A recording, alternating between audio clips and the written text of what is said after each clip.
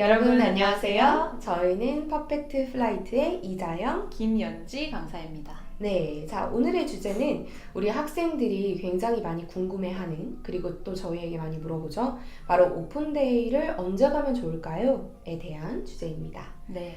네, 일단 먼저 항공사 채용에 대해서 설명을 좀 간략하게 해드렸으면 해요. 자, 오픈데이란 무엇이죠?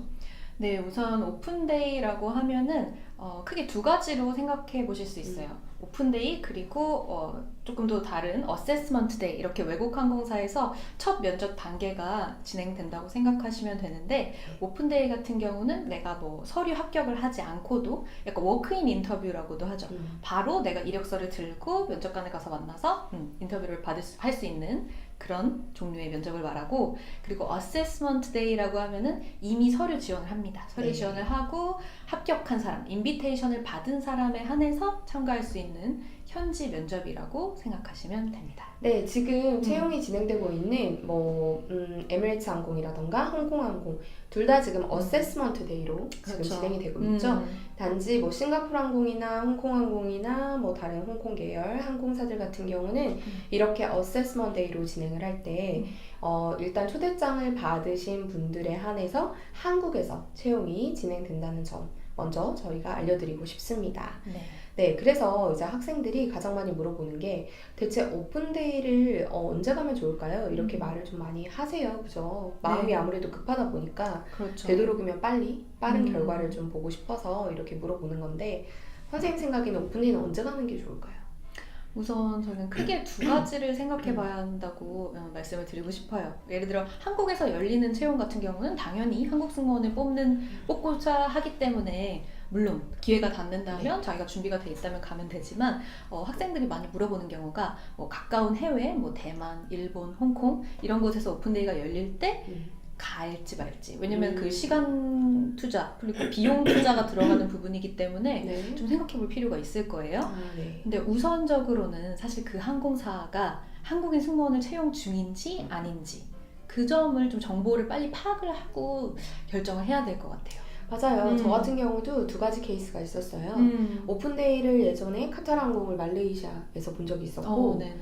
그 다음에 제가 또 이제 몰타에서 에미레이츠 항공을 본 적이 있었는데요. 네. 그때 두 가지 케이스가 있었어요. 일단 말레이시아에서 진행했던 경우에는 내셔널리티에 상관없이 뽑다 보니까 그때 당시에 서류를 이제 워크인 인터뷰에서 냈고 합격을 해서 파이널까지 봤던 기억이 있고요.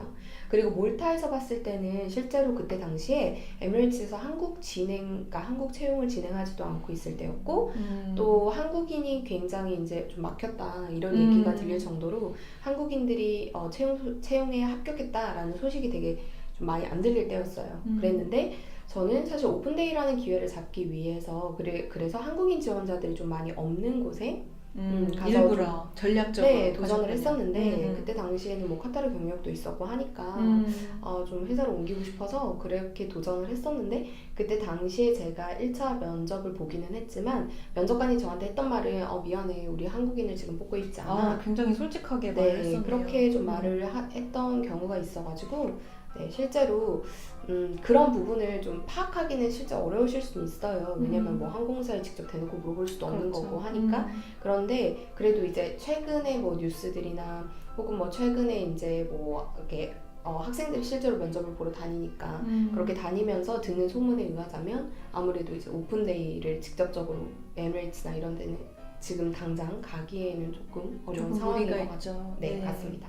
그리고 최근엔 또 채용이 변형이 됐기 때문에 그런 부분도 참고를 하셨으면 좋겠어요. 그런 채용 방식 그리고 채용 트렌드 이런 거에 굉장히 민감하고 정보가 있어야 되는 것 같아요. 네, 맞습니다. 네. 그리고 만약에 그래서 아까 자영쌤이 말씀하신 경우처럼 뭐 해외에서 오픈데이를 보지만 여러 국적에게 좀 오픈되어 있다, 기회가. 그럴 경우에는 그 다음에 생각해야 될 거는 내가 과연 얼마나 답변 준비가 되어 있는가. 이 부분이 참 중요한 것 같아요. 맞습니다. 사실 오픈데이의 장점과 단점을 좀 말씀을 드리자면 내가 준비가 잘 되었으면 오픈데이가 장점으로 될 수 있고 내가 준비가 잘 되지 않았으면 당연히 단점으로 될 수밖에 없겠죠. 그렇죠. 가서 합격할 수 있는 확률이 적어지고 맞아. 또 외국인 지원자들과 아무래도 경쟁을 해야 되기 때문에 외국어 실력도 어느 정도는 갖춘 상태에서 가시는 게 전 도움이 된다고 생각이 듭니다. 네, 맞아요.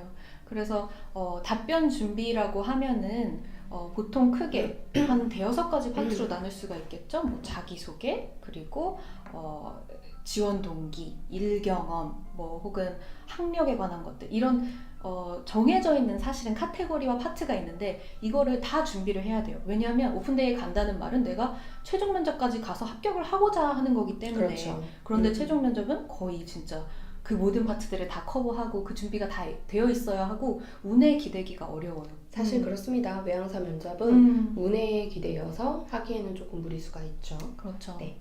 그래서 이런 부분들을 좀 참고하시면서 본인들이 실제로 지금 현재 실력이 어느 정도 향상이 되어 있는지, 어느 정도 실력인지를 좀 냉정하게 판단을 좀 해보신 후에, 그리고 혹시라도 이제 뭐 학원을 다니시거나 뭐 과외를 받으시거나 혹은 뭐 스터디를 하시거나 하실 때 다른 분들에게 좀 객관적으로 물어보시는 것도 좀 도움이 될 것 같아요. 네네. 제가 지금 오픈에이를 가서 합격을 할 수 있을 정도의 실력인지 이런 부분들을 좀 확인을 하신 다음에 가시는 게 더 좋을 것 같습니다.